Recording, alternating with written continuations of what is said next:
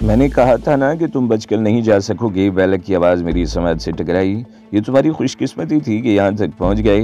मेरे हिसाब से तो तुम्हें माउंट आबू में ही घेर लेना चाहिए था, लेकिन मैं ही भाग दौड़ के काबिल नहीं रही थी, जिससे तुम्हें वहाँ से भागने का मौका मिल गया था। पहाड़ियों में खंडर वाले मंदिर से, जहाँ हमने नागराज को ठिकाने लगाया था। फरार होने के बाद दूसरी मर्तबा बेला से आमना सामना हुआ था। तुम्हारी इतनी जल्दी रिकवर होने पर मुझे वाकई हैरत है। मैंने कहा, ये सब मेरी विल पावर का चमत्कार है, बेला ने जवाब दिया। वैरू और तुमने तो मुझे मफलूज करने में कोई कसर नहीं छोड़ी थी। मेरी जगह कोई औरत तो क्या, कोई मर्द भी होता तो इतने घाव खाने के बाद कम से कम 1 महीना बिस्तर से न उठ पाता। हाँ, ये तो वाकई दुरुस्त कहा तुमने, लेकिन मैंने इसकी तरफ देखते हुए कहा, ये वाकई तुम्हारी खुशकिस्मती है कि हम इन पहाड़ों में फंस कर तुम्हारे हाथ लग गए। अगर रेस्टोरेंट का वेटर हमें धोखा न देता तो शायद तुम सारा जीवन मेरी सूरत देखने को तरसती रहती। कैसा धोखा? वो चौंक सी गई। वेटर ने तुम्हें क्या धोखा दिया? इसने शायद ताड़ लिया था कि हम कोई जुर्म करके भागे हैं, मैंने जवाब दिया। इसने गाड़ी के दूसरी तरफ टीलों में आती हुई तुम्हारी जीप की रोशनी भी देख ली थी, जिसे वो पुलिस की जीप समझा होगा जो हमारे ताकों में आ रही है। इसने जानबूझकर हमें इस तरफ भेज दिया था कि चरम फोरम का रास्ता इन पहाड़ियों में से जाता है। इसका ख्याल था कि वो हमारी ताकों में आने वाली पुलिस को बता देगा, हम इसे पकड़ लिया जाएंगे तो इसे भी कुछ इनाम मिलेगा। तुम गलत समझे, वेटर ने तुम्हें कोई धोखा नहीं दिया, बेला ने कहा। इसने चरमपुरम की तरफ जाने वाले रास्ते की बिल्कुल दुरुस्त निशानदेही की थी।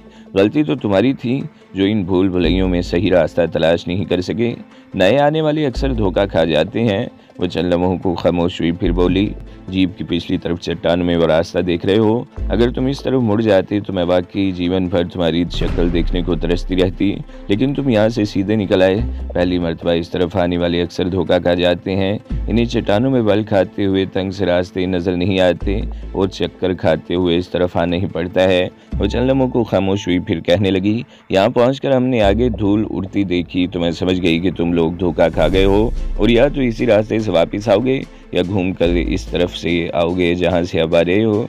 इसलिए मैंने तुम्हारे पीछे जाने की बजाय यहीं रुक कर तुम्हारा इंतजार करना मुनासिब समझा। इस वजाहत के बाद रेस्टोरेंट के वेटर पर गुस्सा करने की वाकई कोई वजह नहीं थी। चलो, ये बात तो समझ में आ गई कि गलती मेरी थी, मैंने कहा। मैं इसी बात तुम्हें लगाकर ये मालूम करना चाहता था कि इसके साथ कितने आदमी हैं। अभी तो कोई भी सामने नहीं आया था, लेकिन तुम्हें कैसे पता चला कि हम जोधपुर से इस तरफ निकले हैं? हम जयपुर या पोखरान की तरफ भी जा सकते थे। तुम अपने जराइम की फहरिस्त में खुद ही बढ़ोतरी करते जा रहे हो, लेकिन तुम्हें एक एक चीज़ का हिसाब देना होगा, बेला ने जवाब दिया। हम तुम्हें जोधपुर रेलवे स्टेशन या इसके आसपास ही पकड़ लेते, लेकिन तुम लोग सीता के हाल लग गए। सीता ऊंचे दर्जे की तवाइफ है। वो समझी थी कि शायद तुम रत्ना को कहीं से भगा कर लाए हो। वो तुम्हें धमका कर रत्ना पर कब्जा करना चाहती थी।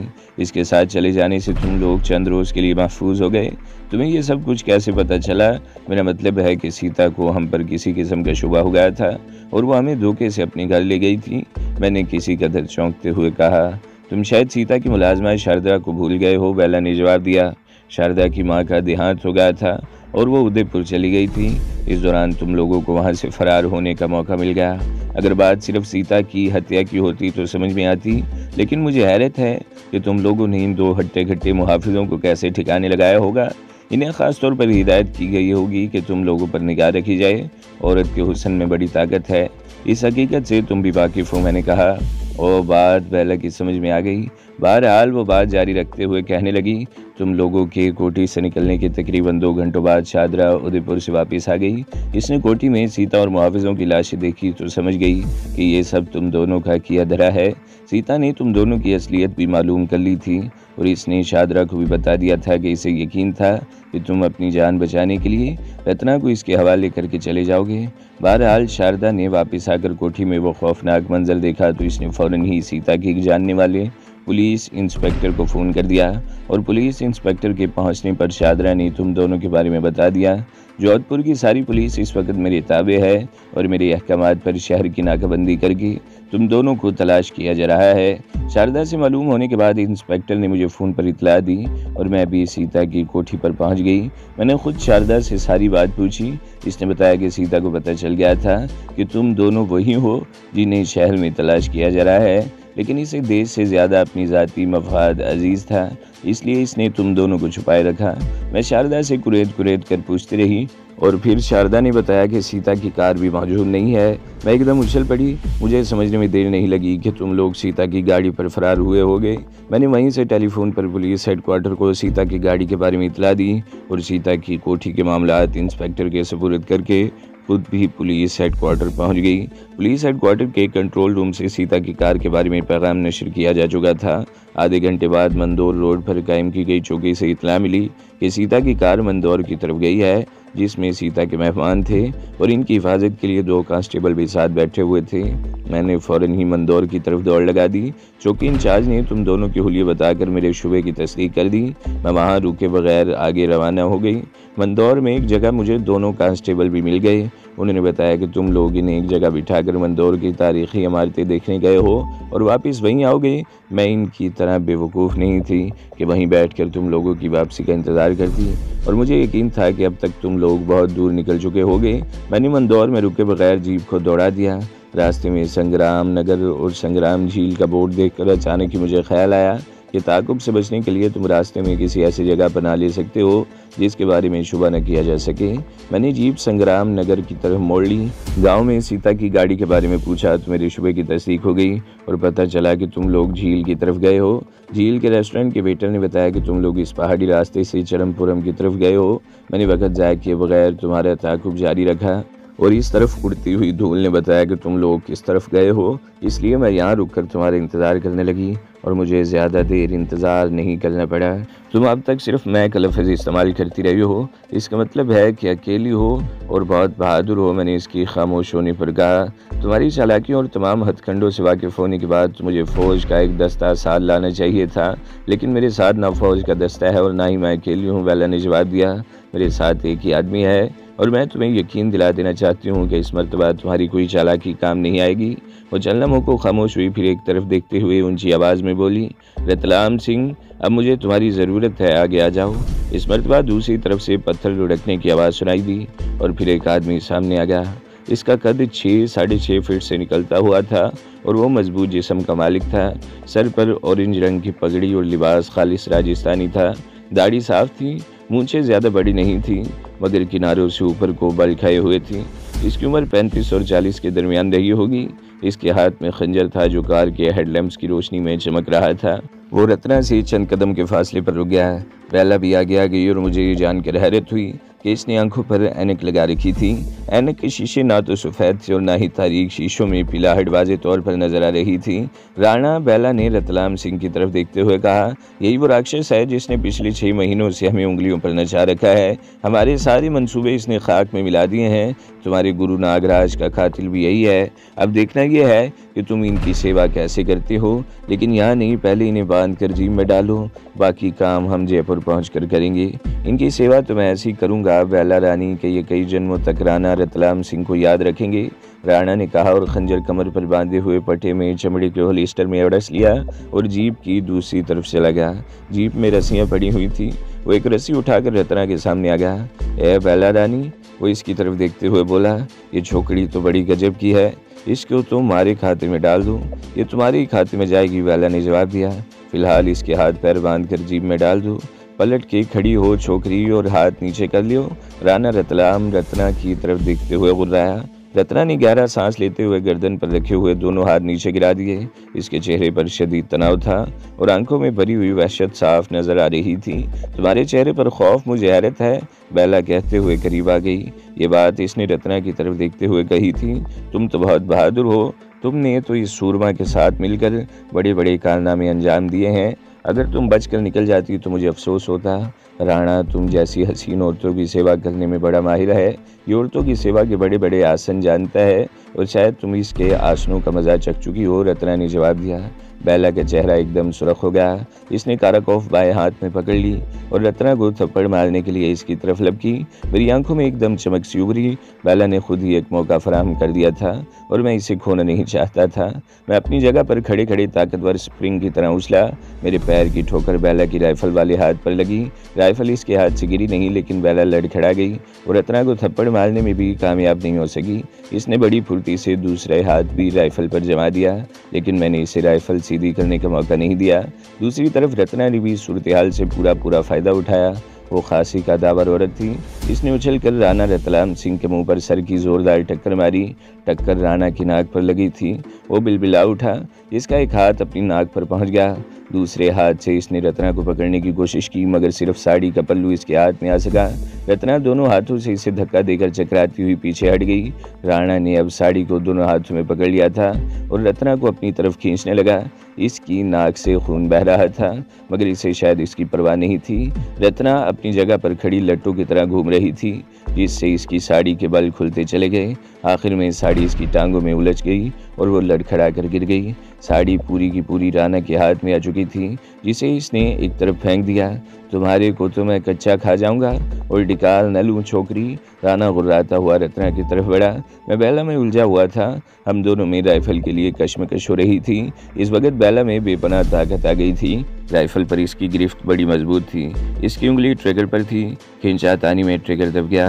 गोलियों की तड़तड़ाहट के साथ राणा रतलाम सिंह की चीखों की आवाज़ भी सुनाई दी। राइफल से निकलने वाली गोलियों ने इसके एक पैर में सुराख कर दिए थे। वो लड़खड़ाता हुआ नीचे गिरा था, मगर गिरते हुए भी उसने रत्ना को गिरफ्त में लेने की कोशिश की थी, मगर रत्ना बड़ी फुर्ती से लौट लगाकर एक तरफ हट गई। अगर रत्ना इसकी गिरफ्त में आ जाती तो इसकी गर्दन ही मरोड़ देता। राणा के गालबन दाएं पैर पर कम से कम 2 गोलियां लगी थी। यकीनन हड्डियां भी टूट गई होंगी। इसकी नाक से भी खून बह रहा था, लेकिन वो बड़ा हटेला साबित हुआ। इतनी तकलीफ के बावजूद उठकर दोबारा रत्ना की तरफ लपका। रत्ना भी अब पूरी तरह फॉर्म में थी। इसे एहसास था कि वो इस वक्त जिंदगी और मौत की जंग लड़ रही है। मामूली सी सुस्ती या गफलत इसे मौत के घाट उतार सकती थी। राणा रतलाम सिंह कड़ियल जवान था। नाक पर लगने वाली टक्कर और पैर में लगने वाली गोलियों ने इसे मफलूज नहीं किया था। वो उठकर उर्राता हुआ एक बार फिर रत्ना की तरफ लपका। रत्ना ने इस मरतबा वो हरबा इस्तेमाल किया जो किसी भी मर्द को कुछ देर के लिए तो मफलूज कर सकता है। इसके पैर की ठोकर बड़े जोरदार तरीके से राणा की टांगों के बीच में लगी। इस मरतबा राणा ज़िबा होते हुए बकरे की तरह बिलबिला उठा और दोहरा होता चला गया। पगड़ी भी खुलकर गले का हार बन गई थी। रत्ना ने इसकी पगड़ी को गर्दन पर बल देकर दोनों तरफ से पकड़ लिया और इसे खींचने लगा। बेला मेरे लिए अज़ाब जान बनती जा रही थी। मैंने राइफल तो इसके हाथ से छीन कर फेंक दी थी, मगर वो जोंक की तरह मुझसे लिपटने की कोशिश कर रही थी। इसके नोकीले नाखूनों से मेरी गर्दन पर कुछ खराशी भी आ गई थी, जिनमें शदीद जलन हो रही थी। और फिर बेला ने मेरे खिलाफ भी वही हरबा इस्तेमाल किया था। रत्ना ने राणा के खिलाफ इस्तेमाल जो किया था। मेरी टांगों के बीच में लगने वाली ठोकर बड़ी क़यामत खेज साबित हुई थी। मैं बुरी तरह चीख उठा। बेला ने इस मौके से पूरा फ़ायदा उठाया और दोनों हाथ मिलाकर किसी रेसलर की तरह मेरी गर्दन पर जोरदार 2 हथड़ मारा। मैं मुंह के बल नीचे गिरा। मेरा ख्याल था बेला मुझ पर इस तरह का कोई दूसरा वार करेगी, लेकिन वो हमला करने के बजाय 2-3 गज दूर पड़ी हुई राइफल की तरफ लपकी। लेकिन दूसरे ही लम्हे इसकी चीख सुनकर मैं चौंक गया। रत्ना ने मेरी चीख सुन ली थी और फिर इसने बेला को राइफल की तरफ लपकते हुए भी देख लिया था। वो राणा को छोड़कर बेला की तरफ लपकी और इसे आधे रास्ते में ही जा लिया। रत्ना की टक्कर लगने से बेला लड़खड़ा कर पत्थरों पर गिरी और इसके मुंह से निकलने वाली चीख ने ही मुझे इसकी तरफ मुतवज्जा किया था। रत्ना ने बेला को संभलने का मौका दिए बगैर इसे एक जोरदार ठोकर रसीद की और लपक कर राइफल उठा ली। अब कोई हरकत की तो भून डालूंगी गोलियों से। रत्ना बेला को राइफल की जद पर लेकर गुर्राई। मैं भी इस वक्त तक संभल चुका था। पहले मैंने बेला की तरफ देखा और फिर राणा की तरफ देखते ही चीख उठा। राणा जमीन पर पड़ा था। इसने खंजर को नोक की तरफ से पकड़ रखा था और रत्ना पर खंजर फेंकने के लिए फल तोल रहा था। रत्ना बच्चों में चीखा। रत्ना बड़ी फुर्ती से एक तरफ झुक गई और खंजर जन की आवाज़ से इसके करीब से गुजर गया। रत्ना फौरन ही संभल गई। इसने राइफल राणा की तरफ उठाकर ट्रिगर दबा दिया। तड़तड़ाती हुई कई गोलियां राणा के जिस्म के मुख्तलिफ हिस्सों में पवस्त हो गईं। इसके हलक से निकलने वाली आखिरी चीख बड़ी खौफनाक थी। बेला ने उठने की कोशिश की, मगर फिर से दोबारा ज़मीन पर गिर गई। इसके चेहरे पर बेपनाह खौफ के तासुरात उभर आए थे। बाजी पलट गई थी। चंद मिनट पहले हम इसके रहमो करम पर थे, लेकिन अब वो अपना सब कुछ हार बैठी थी। रत्ना ने जिस बेरहमी से राणा रतलाम सिंह को गोलियों से छलनी किया था, इसने बेला को भी दहला कर रख दिया था। मैंने रत्ना को पहले भी लड़ते हुए देखा था। आज दिन में तो सीता से इसकी धुआंधार किस्म की फाइट हुई थी, मगर वो औरतों की लड़ाई थी। और अब रत्ना ने जिस तरह राणा को रुगेदा और घसीटा था, वो काबिल तारीफ था। ओ, मैं ये कहने में कोई बात महसूस नहीं करूँगा कि मेरी नई ज़िंदगी रत्ना ही की मरहून मिन्नत थी। अगर वो वक़्त पर कार्रवाई करके राइफ़ल पर कब्ज़ा न कर लेती तो इस वक्त हम ज़मीन पर पड़े होते और बेला हमसे हिसाब किताब कर रही होती। और राणा रत्ना का जो हशर करता वो तो मैं जानता ही हूँ। वो जयपुर पहुँचने का इंतज़ार न करता, बल्कि इसी जगह रत्ना के बखी उखेड़ देता। मेरी नाव के निचले हिस्से में अब भी दर्द की टेसें उठ रही थीं। कमबख्त बेला ने बड़ी ज़ोर से ठोकर मारी थी। मैं उठकर आहिस्ता आहिस्ता चलता हुआ चंद कदम दूर तक गया और फिर वापस आ गया। इस तरह थोड़ी देर चलने से मेरी हालत कुछ बेहतर हुई। तुम खुशकिस्मत हो कि रत्ना ने राइफ़ल का रुख तुम्हारी तरफ नहीं किया। मैंने बेला की तरफ देखते हुए कहा, अब क्या इरादा है, यहीं पड़ी रहोगी या हमारे साथ जाना है? मेरा तो ख्याल है कि इसे भी यहीं ख़त्म कर दिया जाए। बेला से पहले रत्ना बोल पड़ी, इसका टुनटना ही ख़त्म कर दिया जाए। अगर ये फिर बचकर निकल गई तो हमारे लिए इसी तरह कदम कदम पर दुश्वारियां पैदा करती रहेगी। इसने राइफ़ल का रुख बेला की तरफ कर दिया और उंगली ट्रिगर पर रख ली। नहीं रत्ना, मैंने हाथ उठाते हुए कहा, यह हमारी ज़िंदगी की ज़मानत है, कदम कदम पर हमारे काम आएगी। अभी तक हम डेंजर जोन में हैं। खतरे से निकलने के बाद कोई मुनासिब मौका देखकर हम इसे ठिकाने लगा देंगे। बेला के चेहरे पर खौफ के साए कुछ और गहरे हो गए। इसने पहले रत्ना की तरफ देखा और फिर मेरी तरफ देखते हुए हाथ मेरी तरफ बढ़ा दिया। इसका अंदाज ऐसा था जैसे अब तक ये सब कुछ महज खेल रहा हो। खौफ के साए भी इसके चेहरे से एकदम गायब हो गए थे और हैरत अंगेज तौर पर इसके होंठों पर खफीफ सी मुस्कुराहट आ गई थी। मैंने इसका हाथ पकड़कर एक झटके से इसे उठा दिया। वो इस तरह अपने कपड़े झाड़ने लगी जैसे ये सब कुछ मजाक था। मैं तकरीबन 6 महीनों से बेला से ज़िंदगी और मौत की आंख मचोली खेल रहा था। इसकी फितरत से बड़ी हद तक वाकिफ़ हो चुका था। इसके हथकंडों और चालाकियों से वाकिफ़ था। इसने अगरचे इस वक्त हथियार डाल दिए थे, मगर मैं जानता था कि वो मौका मिलते ही कोई ना कोई हरकत कर गुजरेगी। मैं बड़ी गहरी नज़रों से इसकी हरकतों का जायज़ा ले रहा था। मुझे शुबा था कि इसकी जेब में कोई पिस्तौल वगैरह होगा। मैंने बेला के जिस्म को ऊपर से नीचे तक टटोल डाला। इसके पास खंजर या पिस्तौल नाम की कोई चीज़ नहीं थी। मैं इसके सामने आ गया। तसल्ली हो गई। वो मेरी तरफ देखते हुए मुस्कुराई।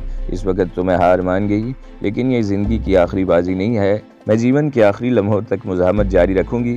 तुम्हें अपने देश की सरहद से निकलने नहीं दूंगी, लेकिन काश तुम हमारे आदमी होते। आखिरी बात कहते हुए इसके मुंह से बेख्तियार गहरा सांस निकल गया।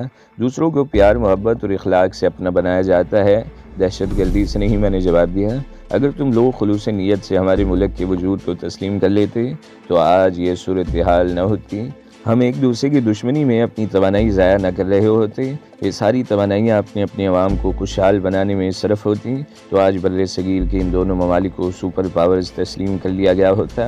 लेकिन तुम्हारी सरकार ने हमारे वजूद को अपने लिए ख़तरा समझा और शुरू ही से हमारे वजूद को मिटाने की कोशिश कर रही है। तकरीर अच्छी कर लेते हो, बेला ने कहा। अब क्या इरादा है? इन्हीं वीरान पहाड़ियों में ज़िंदगी गुजारना चाहते हो क्या? प्रोग्राम ये है कि तुम हमारे साथ चलोगी, मैंने कहा, मगर इस तरह नहीं। मुझे अब तुम पर एतबार नहीं रहा, बल्कि शुरू ही से तुम पर एतबार नहीं था। हाथ पैर बांध कर तुम्हें जीप में डाल दिया जाएगा। अगर मैं तुम्हें रत्ना के हवाले कर दूं तो ये शायद तुम्हें 1 मिनट भी ज़िंदा रखना पसंद न करे। तुम मेरी बदतरीन दुश्मन हो। मुझे इस अजाब में मुब्तला करने में तुम्हारा बड़ा हाथ है, लेकिन न जाने क्या बात है कि मैं तुम्हें जान से नहीं मारना चाहता, या कम से कम अपने हाथों से ये काम नहीं करना चाहता। बहरहाल इसका फ़ैसला बाद में किया जाएगा कि तुम्हारा क्या किया जाए। फ़िलहाल तो मैं तुम्हारे हाथ पैर बांधना चाहता हूँ। मैंने जीप से वही रस्सी उठा ली जिससे राणा रतलाम सिंह रत्ना को बांधना चाहता था। पहले मैंने बेला के हाथ उस पर बांध दिए और इसे उठाकर जीप की पिछली सीट पर बिठा दिया और इसके पैर बांधने लगा। मेरी एक ऑफ़र है ना जी, बेला ने की नखियों से रत्ना की तरफ देखते हुए सरगोशी में कहा। इस सराफा से पीछा छुड़ा लो, मैं तुम्हारे साथ हूँ। अगर तुम चाहो तो मैं तुम्हारे साथ पाकिस्तान भी जा सकती हूँ। हिफाजत से सरहद पार कराना मेरा काम है। मैं फ़िलहाल ज़िंदगी की सरहद पार नहीं करना चाहता, मैंने कहा। अगर मैं चाहती तो बहुत पहले तुम्हें ज़िंदगी की सरहद पार करा चुकी होती, बेला ने कहा। लेकिन पता नहीं तुमसे इतना लगाव क्यों हो गया है कि मैं इस वक्त कोई प्रेम कहानी सुनने के मूड में नहीं हूँ। मैंने इसकी बात काट दी और इसके पैरों में रस्सी की गिरा लगाकर उठ गया। मेरा ख्याल है तुम इस जीप पर जाने का इरादा रखते हो, बेला ने कहा। इस गाड़ी का क्या करोगे? इसने सीता वाली कार की तरफ देखा। ये गाड़ी मेरी नहीं है, इसे यहाँ छोड़ दिया जाएगा तो मुझे कोई दुख नहीं होगा, और मेरा ख्याल है वैसे भी ये गाड़ी अब इस्तेमाल के काबिल नहीं रही। तुम्हारी चलाई हुई गोलियों ने इसके इंजन में ज़रूर कोई गड़बड़ की होगी, और मेरा ख्याल है मैं इस इलाके में सफ़र करने के लिए जीप से बेहतर और कोई सवारी नहीं समझता। तो दोस्तों, अगली किस्त सुनने के लिए हमारे चैनल को ज़रूर सब्सक्राइब करें, वीडियो को लाइक करें और बेल के आइकन पर भी क्लिक कर दें ताकि हर जो आने वाली वीडियोज़ हैं वो आपको सबसे पहले मिलती रहें।